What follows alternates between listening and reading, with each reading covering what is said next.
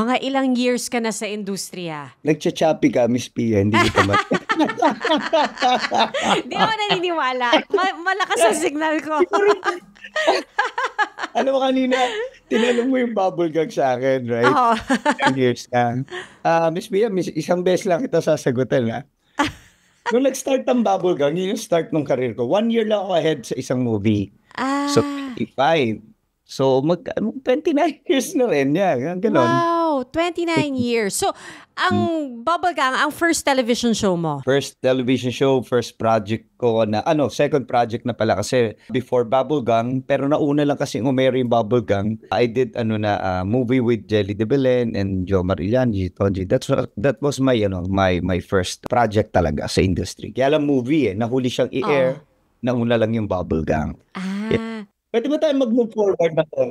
Teka, na-curious ako kasi paano ka napunta sa Bubble Gang? Ay, may hilig ka ba sa comedy? Or nagkataon lang? Nakakatawa yan. Alam mo, itong Bubble Gang na to, it really helped me a lot, no? To improve my craftsmanship in a way, no? Pardon me, wala namang pag-aangat ng bangko, pero ang laking bagay na naibigay ng Bubble Gang sa akin talaga. Makulit ako, I'm a happy person. Siguro dahil nagko-commercial na ako, alam kong kaya kong gumawa ng arte-arte, pero nag-Bubble Gang kami, it's a different world kasi parang, akala ko arte ka lang, hindi, okay pala lahat. So para kang nagti-theater din talaga, no? So hindi ko masasabing mahilig ako dun sa Bubble. Akala ko ganun lang yung comedy noon. Akala ko ganun lang na pagkano makulit lang, hindi pala. So pinag-aaralan pala talaga siya. Hindi siya yung parang pag may line ka, nakakatawa na kayo kagad. No, you have to be a part of the scenario, the situation. Hindi yun dahil si Michael bilang siya lang yung magpa-punchline. No, you're working as a team pala talaga. So talagang napakalaking bagay ng binigay nito sa, eto personally sa akin, no. Kaya siguro ako nakaka-arte in a way. Kahit soap opera ngayon, hindi na ako nahihiya, hindi na ako kasi sa Bubble Gang, Miss Pia, OA kami eh.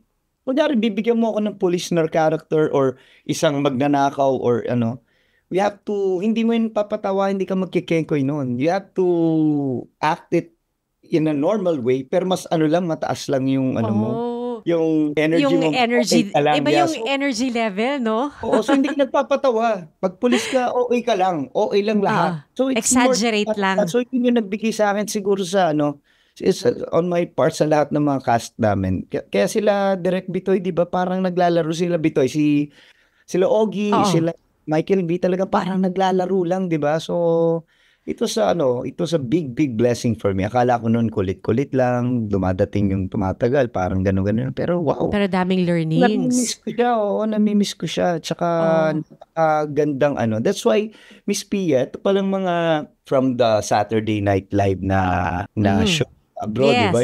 Sila, ang mga nagaling dyan, Billy Crystal, Kevin Bacon, Adam Sandler, ganyan.